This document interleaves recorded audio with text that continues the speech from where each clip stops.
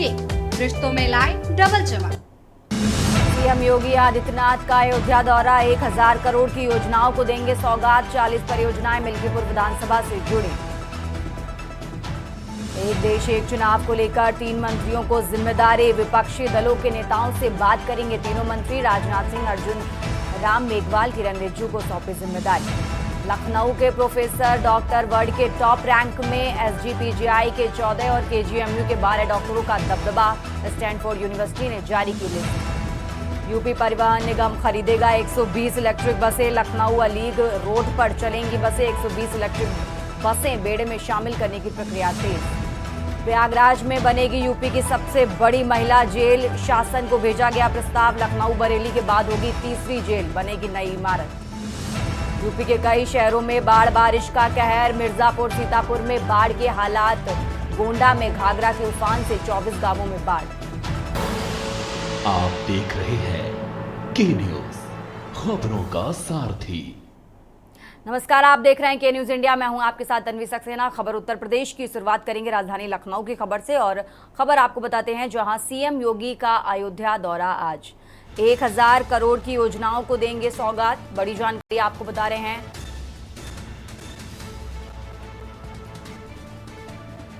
तिरासी परियोजनाओं का करेंगे लोकार्पण और शिलान्यास।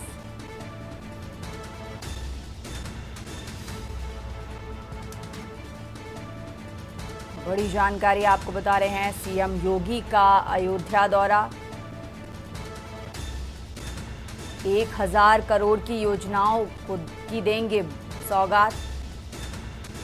83 परियोजनाओं का करेंगे लोकार्पण और शिलान्यास। 40 परियोजनाओं मिल्कीपुर विधानसभा से जुड़ी हैं। बड़ी जानकारी आपको बता रहे हैं, उत्तर प्रदेश के मुख्यमंत्री योगी आदित्यनाथ का अयोध्या दौरा। इस दौरान 1000 करोड़ की योजनाओं की सौगात देते नजर आएंगे सीएम योगी। साथ ही 83 परियोजनाओं का लोकार्पण और शिलान्यास भी करेंगे। आपको बता दें, 40 परियोजनाएं मिल्कीपुर विधानसभा से जुड़ी हैं। बड़ी जानकारी आपको बता रहे हैं, सीएम योगी का अयोध्या दौरा।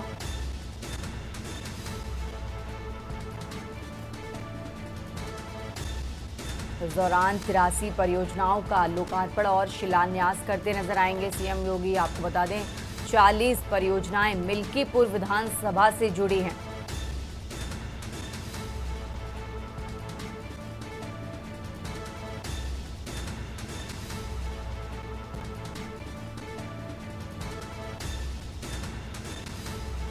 बड़ी जानकारी आपको बता रहे हैं, जहां अयोध्या दौरे पर सीएम योगी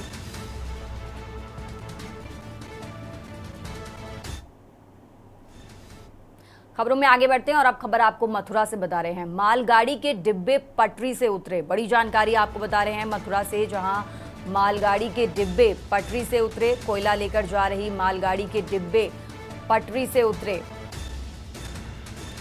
मालगाड़ी के करीब 20 डिब्बे पटरी से उतरे।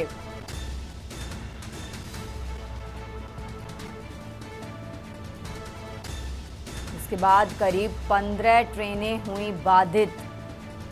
बड़ी जानकारी आपको मथुरा से बता रहे हैं, जहां मालगाड़ी की करीब 20 डिब्बे पटरी से उतरे और इसके बाद करीब 15 ट्रेनें हुई बाधित। सूचना मिलते ही मौके पर पहुंचा बचाव दल। वृंदावन रोड स्टेशन से 800 मीटर आगे हुआ ये हादसा। मथुरा से खबर आपको बता रहे हैं, जहां मालगाड़ी के डिब्बे पटरी से उतरे, करीब 20 डिब्बे पटरी से उतरे। आपको बता दें, कोयला लेकर जा रही मालगाड़ी के डिब्बे पटरी से उतरे और सूचना मिलते ही बचाव दल पहुंचा और इसके बाद करीब 15 ट्रेनें हुई प्रभावित।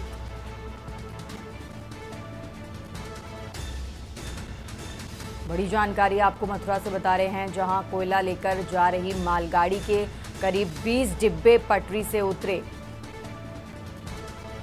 और सूचना मिलते ही मौके पर पहुंचा बचाव दल। आपको बता दें, वृंदावन रोड स्टेशन से 800 मीटर आगे ये हादसा हुआ।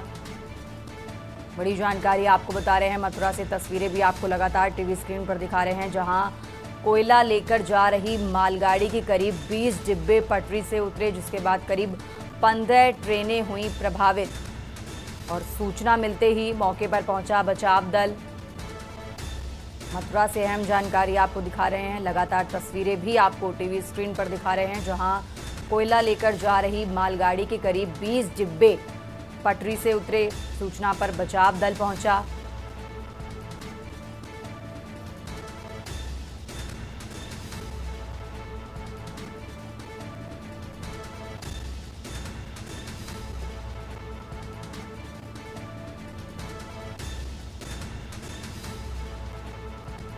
मथुरा से खबर आपको बता रहे हैं।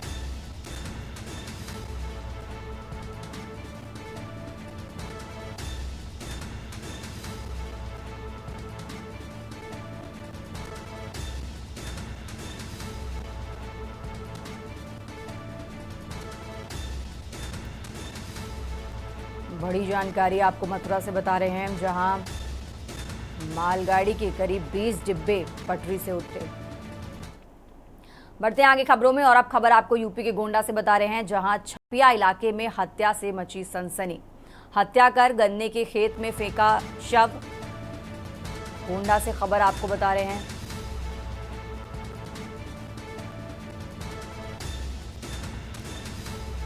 चार दिन से लापता युवक का मिला शव, परिजनों ने हत्या का लगाया आरोप।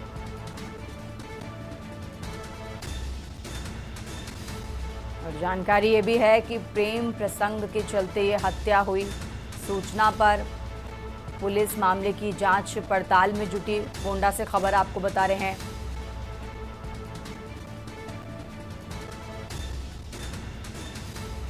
छपिया थाने के भोपतपुर गांव का मामला।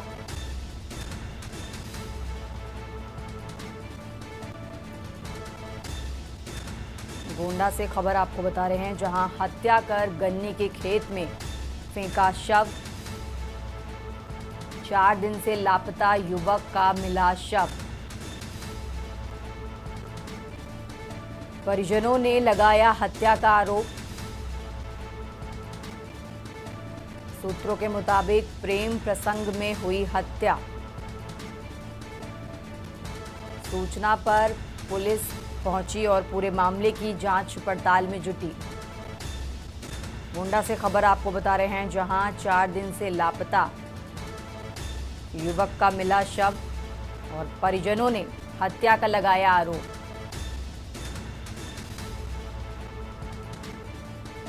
छपिया इलाके में हत्या से सनसनी।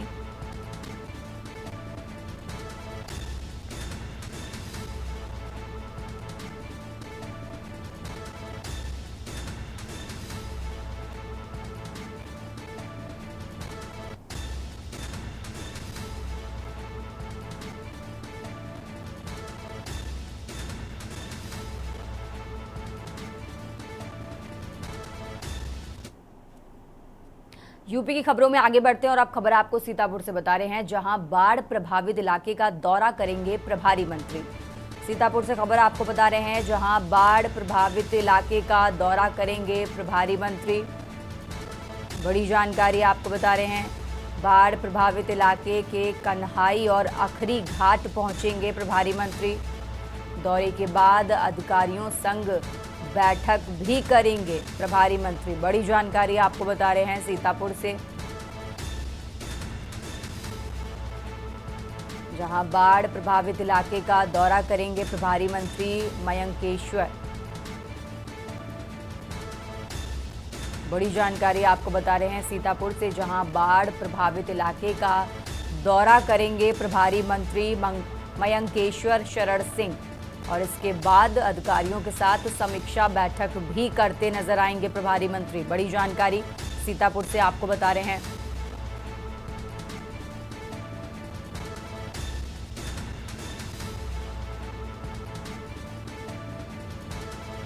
सीतापुर से अहम जानकारी आपको बता रहे हैं, जहां बाढ़ प्रभावित इलाके का दौरा करेंगे प्रभारी मंत्री।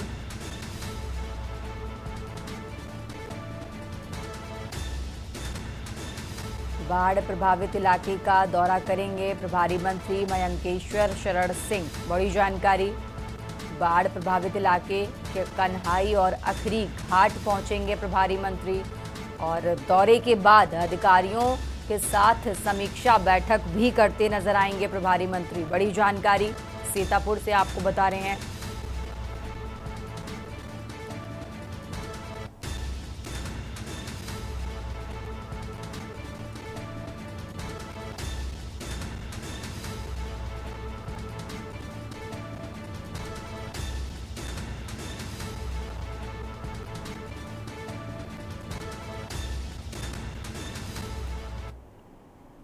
चलिए बढ़ते आगे खबरों में, और अब खबर आपको जालौन से बता रहे हैं, जहां पिछले दिनों हुई ताबड़तोड़ बारिश से जिले की कई नदियां ओवरफ्लो हो गई हैं, जिसमें यमुना पहुज की नदियां खतरे के निशान से ऊपर थी, तो वहीं कल रात से हुई लगातार बारिश ने फिर से बाढ़ का रूप धारण करना शुरू कर दिया है। हालांकि इस बार पानी शहर के कई इलाकों में भरा हुआ नजर आया है, जिसमें लोगों को भारी परेशानियों का सामना करना पड़ा है।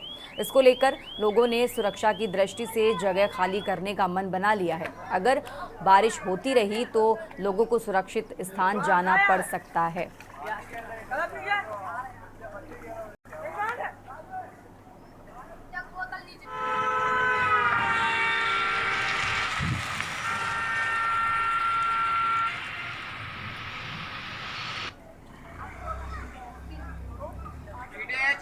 बने रहने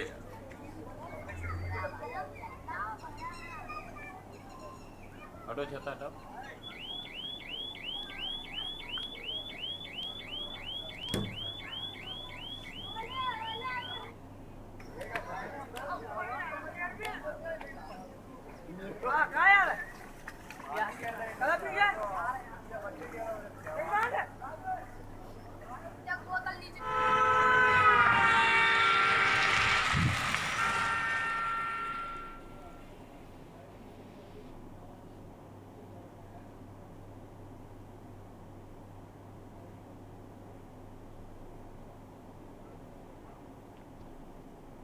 भारतीय संस्कृति में पितृपक्ष में मृतकों के श्राद्ध कर्म और दान पुण्य की परंपरा है। इसके तहत ब्राह्मणों को भोजन दान आदि किया जाता है, मगर संभल जिले के गुन्नौर तहसील इलाके के गांव भगता नगला के ग्रामीण श्राद्ध माह में ना तो ब्राह्मण को भोजन कराते हैं और ना ही इन दिनों कोई ब्राह्मण इस गाँव में जाता है। यही नहीं, श्राद्ध के दिनों में इस गांव में ना ही कोई भिक्षुक जाएगा और यदि कोई भूल वंश चला भी जाता है तो उसे भिक्षा नहीं दी जाती। इस गांव के लोग करीब 100 साल से श्राद्ध नहीं करते। श्राद्ध कर्म पर पाबंदी के अलावा पितृपक्ष के 16 दिनों तक ग्रामीण मृतकों की आत्मा की शांति के लिए किसी भी प्रकार का पूजा पाठ, हवन कुछ भी नहीं करते। यदि नहीं, पितृपक्ष के दिनों में इस गांव में ब्राह्मणों को एंट्री नहीं दी जाती। गांव निवासी बुजुर्ग रेवती सिंह बताती हैं कि 100 साल पहले गांव की एक ब्राह्मण महिला भगता नगला गांव में किसी ग्रामीण के घर पर मृतक परिजन का श्राद्ध संपन्न कराने आई थी, लेकिन श्राद्ध कर्मकांड संपन्न कराने के बाद गांव में तेज बारिश शुरू हो गई, जिससे ब्राह्मण महिला को कई दिनों तक ग्रामीण के घर पर ही रुकना पड़ा।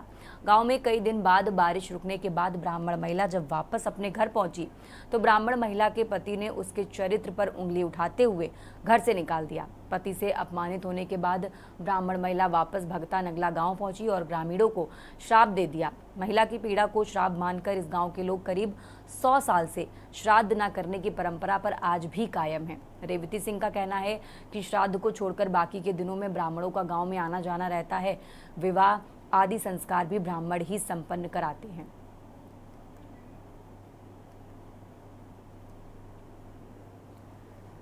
काऊ को दान ना करता है, काऊ गान को ब्राह्मण को बाबा भिक्षा बार है, उसको काऊ ना करता है। तो ये हमेशा नहीं आते हैं, श्राद्ध के दिनों में नहीं आते हैं? ना जिन्हें जाई 15-16 दिन में ना आता कोई नहीं आएगा ना। नहीं, सब जगह तो श्राद्ध होते हैं, सब जगह ब्राह्मण की सेवा की जाती है। सब जगह होता है, यहाँ पे ना होता है बस। क्यों नहीं करते हैं? कुछ जानकारी है आपको? हाँ, यहाँ जो ब्राह्मण आएंगे ऐसे श्राप देगी ना, तो साथ ना आता। ब्राह्मण ने श्राप दे दिया। हाँ। बताओ, श्राद्ध कर रहे हैं, कनागत हो रहे हैं? कनागत चालू है। तो आप लोग कर रहे हैं? आप क्या हो रहे हैं? हमारे यहाँ कनागत करते हैं, वैसे ब्राह्मण को ना मानते। अच्छा, कैसा करते हैं, क्या होता है? ब्राह्मण के लिए न दान न दक्षिणा न उनसे बोला चाली कुछ ना होती है। नहीं तो फिर कैसे श्राद्ध हो जाएंगे आपके, कनागत कैसे हो जाएंगे भाई? कनागत में तो, श्राद्ध में तो ब्राह्मण के लिए दान किया जाता है, पैर छुए जाते हैं, भोजन कराया जाता है, आपके यहाँ नहीं होता, फिर कैसे होता है? हमारे यहाँ ये है, एक वो लगी भैया श्राप। क्या श्राप है? ये श्राप लगी थी ये, अगर ये पहले कनागत होते, कनागत वह कनागत में ब्राह्मणी के लिए ब्राह्मण को दावत दी, तो वो ब्राह्मण अपने घर पे है ना।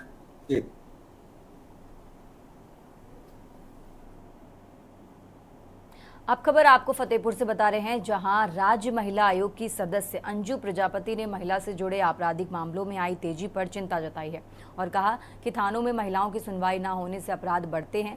दिल्ली की सीएम महिला होने पर खुशी जताई और कहा कि महिलाओं को हर क्षेत्र में सम्मान मिलना चाहिए। दिल्ली में महिला सीएम होने के बावजूद बीजेपी को चुनौती नहीं दे पाएंगी।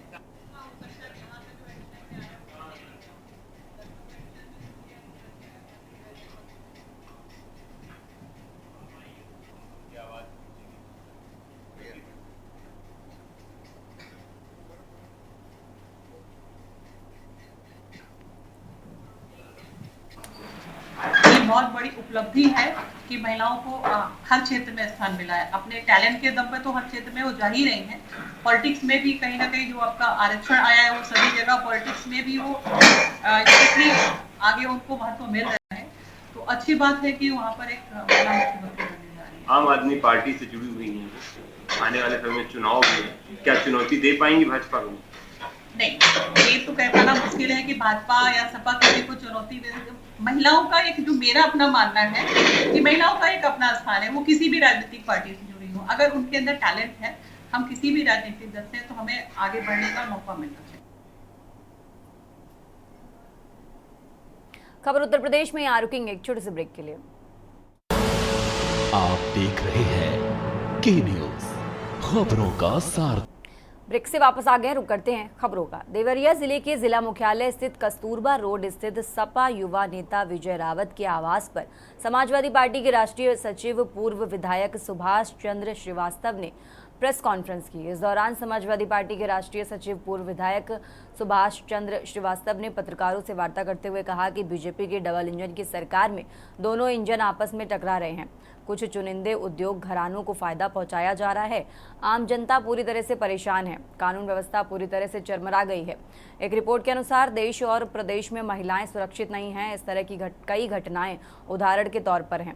2024 के लोकसभा चुनाव के बाद बीजेपी की सरकार ने अब तक जितने भी एनकाउंटर हुए, उसमें सर्वाधिक निर्दोष पीडीए के लोग हैं। उन्हें चुन चुन कर निशाना बनाया जा रहा है।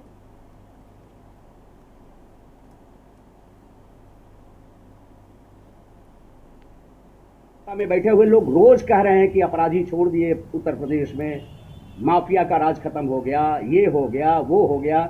और अब हम लोग जहां बैठे हैं, अभी देखिए पिछले दिनों कुशीनगर में 2 ऑर्केस्ट्रा में नृत्य करने वाली नर्तकियों के साथ जो दुर्व्यवहार हुआ, जो बलात्कार की घटना हुई, इसमें कौन से लोग संलिप्त हैं, ये जग जाहिर है।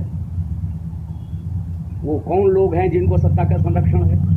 अभी कुछ दिनों पहले अयोध्या जैसे पवित्र जमीन पर और वहाँ भगवान मर्यादा पुरुषोत्तम श्री राम के मंदिर में सफाई का योगदान देने वाली वो जो स्नातक की छात्रा है, उसके साथ जो दुर्व्यवहार हुआ, या पिछले दिनों अभी फिरोजाबाद में जो दलित परिवार की 2 लड़कियां कृष्ण जन्माष्टमी के दूसरे दिन लटकी मिली पेड़ के डाल पर। तो ये कुछ उदाहरण ऐसे हैं कि उत्तर प्रदेश की क्या हालत हो गई है कानून व्यवस्था के नाम पर। और महंगाई चरम पर है। बेरोजगारी की हालत ये है कि आज कहने की बात नहीं है कि बेरोजगारी किस सीमा तक बढ़ी है। रुक करते हैं अगली खबर का, और अब खबर आपको बिजनौर से बता रहे हैं, जहां बिजनौर में राष्ट्रीय विकलांग पार्टी के बैनर तले सैकड़ों दिव्यांग गन्ना समिति पर इकट्ठा हुए और जोरदार प्रदर्शन करते हुए कलेक्ट्रेट पहुंचे। कलेक्ट्रेट में जोरदार नारेबाजी कर कई मांगों को लेकर दिव्यांग धरने पर बैठ गए। दिव्यांगों ने मुख्यमंत्री के नाम पर एक ज्ञापन एसडीएम सदर को सौंपा। दरअसल सैकड़ों दिव्यांग राष्ट्रीय विकलांग पार्टी के बैनर तले एमआर पाशा के नेतृत्व में गन्ना समिति पर इकट्ठा हुए और वहां से सभी दिव्यांग जोरदार नारेबाजी और प्रदर्शन प्रदर्शन करते हुए कलेक्ट्रेट पहुंचे। कलेक्ट्रेट पहुंचकर दिव्यांगों ने डीएम कार्यालय का घेराव कर धरने पर बैठ गए। कई मांगों को लेकर दिव्यांगों ने एक ज्ञापन मुख्यमंत्री के नाम एसडीएम सदर को सौंपा। इस दौरान राष्ट्रीय विकलांग पार्टी के अध्यक्ष एमआर पाशा ने कहा कि उत्तर प्रदेश में दिव्यांगों की संख्या 2 करोड़ है और पूरे भारतवर्ष में 11 करोड़ है और जिला बिजनौर में दिव्यांगजन संख्या करीब 40,000 से ज्यादा है, लेकिन दिव्यांगों के लिए कोई भी सुविधा उपलब्ध नहीं है। इसलिए दिव्यांगजन अपनी समस्त मांगों को लेकर डीएम कार्यालय का घेराव किया तथा वहीं धरने पर बैठ गए।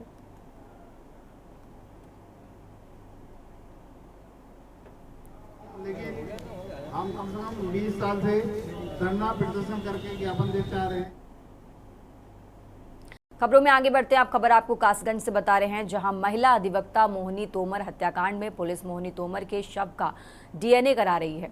पुलिस ने मृत अधिवक्ता की मां का ब्लड लिया, नाखून व बाल के सैंपल लिए।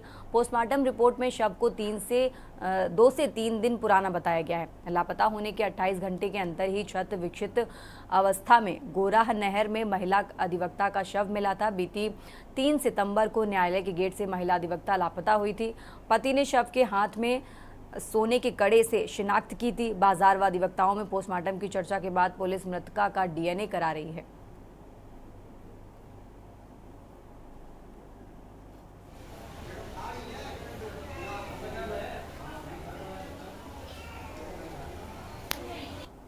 कासगंज का महिला अधिवक्ता मोहिनी तोमर हत्याकांड का मामले में आज पुलिस ने मोहिनी तोमर के शिनाख्त के लिए मोहिनी तोमर की मां का ब्लड सैंपल लिया है, साथ ही बाल और नाखून लिए हैं। आपको बता दें कि बीती 3 सितंबर को मोहिनी तोमर रहस्यमयी तरीके से कासगंज के जिला न्यायालय से गायब हो गई थी। उसके बाद 4 सितंबर की रात उनका शव क्षत विक्षित अवस्था में मिला था।